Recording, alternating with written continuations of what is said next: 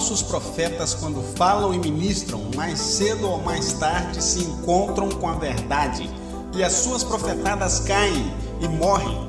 Porém, os verdadeiros profetas trazem palavras de pura revelação divina, que mesmo depois que eles morrem, as suas palavras continuam edificando, curando, salvando, confrontando, denunciando o erro e trazendo crescimento e vida a todos nós, como igreja, porque a palavra de Deus permanece para sempre. Líderes, se esvaziem de si mesmo todos os dias, mas não deixem nada.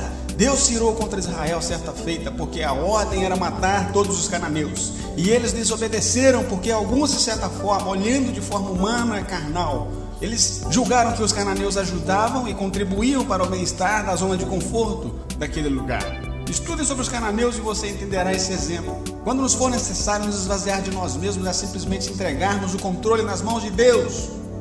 Quero relatar uma história, algo que se passou na minha casa.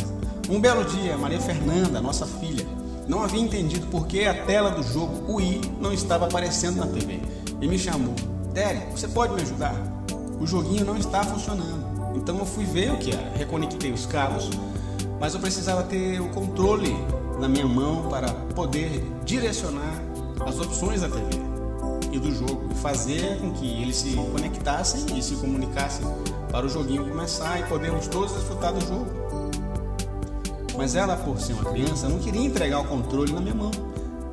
Ela queria que eu fizesse tudo, mas com ela segurando o controle. Era impossível ao ponto de eu ter que corrigi-la e tomar o controle das mãos dela, porque eu queria que ela desfrutasse daquilo que ela tanto queria, que era jogar o Wii. Percebi que no momento que eu estava ajudando a Maria Fernanda com as conexões, por várias vezes ela me dizia que eu estava errado, aquilo que eu estava fazendo estava errado. Curioso que há alguns minutos ela havia me chamado porque não estava sabendo como fazer.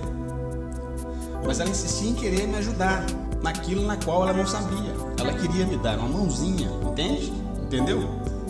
A chamei novamente e disse: você vai para o seu quarto e vai esperar lá até que o Derek termine tudo. Depois que eu ver que aquilo que você quer tanto estiver pronto para você desfrutar, eu te chamo. Vai lá para o seu quarto e espera lá.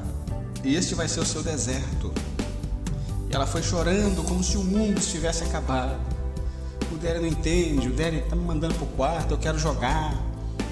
Mas ela estava muito afoita, ela queria o jogo de qualquer forma e me dando opiniões e sugestões. Não é assim porque eu quero, porque eu quero, porque eu quero.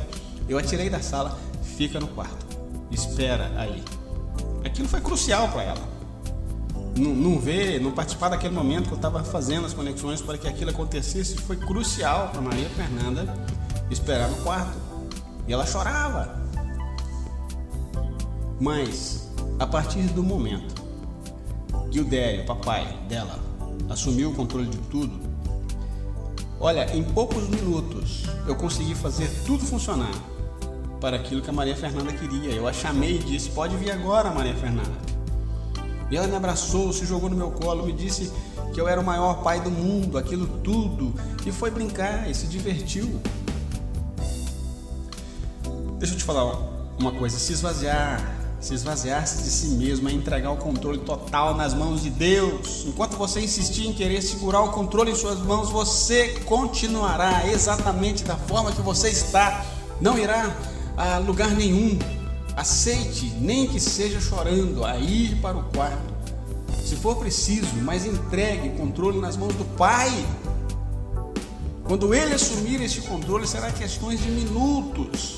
Não diga em seu coração que coisas que Deus está fazendo em sua vida está errado. E também não tente dar sugestões a Deus de que se Ele fizesse assim seria melhor.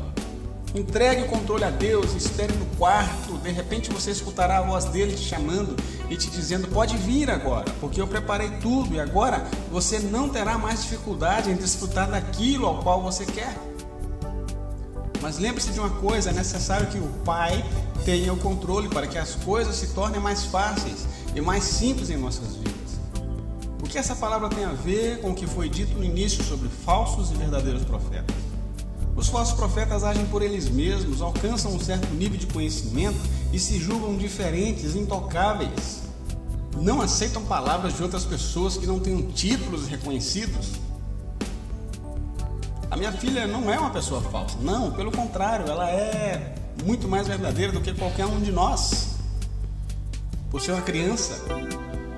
Mas eu quis usar esse exemplo porque nós, marmanjos velhos, somos exatamente assim. Oramos bonito, dizendo que o Senhor tem o controle, mas nunca soltamos esse controle. E de repente lá está o líder, falando por ele mesmo, sem ter uma revelação da palavra de Deus. Se nós como líderes não tomarmos cuidado, as nossas pregações se tornam palestras de autoajuda. Então eu sugiro a você, pregador, que ministre uma autoajuda a si próprio primeiro, ao arrependimento diário, a autoajuda pela busca da palavra revelada, e não de conhecimento de utopias, ideias criadas por homens. O apóstolo Pedro era o líder da igreja e dos discípulos depois que Jesus foi assunto ao céu. Mas Paulo o repreendeu por estar fazendo acepções entre judeus e gentios. E por naquele momento ali, creio que em Antioquia, está se portando de maneira errada ao evangelho. Aí você me diz, tudo bem, era o grande apóstolo Paulo que repreendeu Pedro. Paulo estava em início de ministério, mas não temeu em repreender Pedro. Poderia e posso explicar isso melhor em outro estudo, mas a questão aqui é que todo líder está sujeito a erros durante a caminhada no ministério. O errado é não aceitar a correção, independentemente de onde vier. Se essa correção vier da parte de Deus, aceite. Pedro, apesar de ser um Pedro escolhido por Jesus como líder, edificador, entendeu e reconheceu que estava errado e aceitou a palavra de Paulo. Deus não chama covardes para a sua obra. Se você conhece a verdade, entendeu a verdade, mas não fala dessa verdade a quem você sabe que precisa ouvir, me desculpa, cidadão, você nunca foi líder. Busca de Deus e em Deus como falar, como pregar, o que pregar. Solte esse controle, entregue ele para o Pai. Nosso Deus poderoso, é melhor obedecer do que sacrificar. Não se entristeça por ser corrigido, porque em toda a história bíblica até os grandes líderes foram corrigidos, porém em algum momento estarem errados e contrários ao Evangelho de Jesus Cristo. Se essa palavra está mexendo com você, aceite-a, e se chegou e encontrou lugar em seu coração, é porque você definitivamente é um escolhido de Deus para marcar uma geração inteira. E porque você é chamado por Deus a ser um verdadeiro profeta nas mãos dele. Esvazie-se de si mesmo, arranque tudo que foi espírito de cananeu do seu coração, da sua vida, do seu ministério, do seu chamado. Não confie em sua retórica, não faça isso. Por favor, de verdade, peça a Deus que tome os seus lábios e o seu coração e pregue o Evangelho de Cristo. A revelação virá ao ponto de você se espantar com aquilo que Deus te mostrará em versículos que você já leu centenas de vezes e acha que domina o assunto. Aí está o seu erro. Você não pode dominar nada a não ser que do alto lhe seja dado. Escolha ser um verdadeiro profeta de Deus, porque mesmo depois que você morrer, as pessoas virão até os seus filhos ou até os seus netos e dirão: aquela pregação que eu ouvi de seu pai ou do seu avô mudou a minha vida, mudou a história da minha vida. Aquela pregação que eu ouvi do seu pai ou do seu avô mudou a história da minha vida. Líderes, lembre-se sempre de uma coisa: todo aquele que procura e quer pregar as verdades de Deus tem que estar pronto a ouvir as verdades de Deus. A honra, a glória e o louvor a Jesus Cristo para todo sempre. Amém.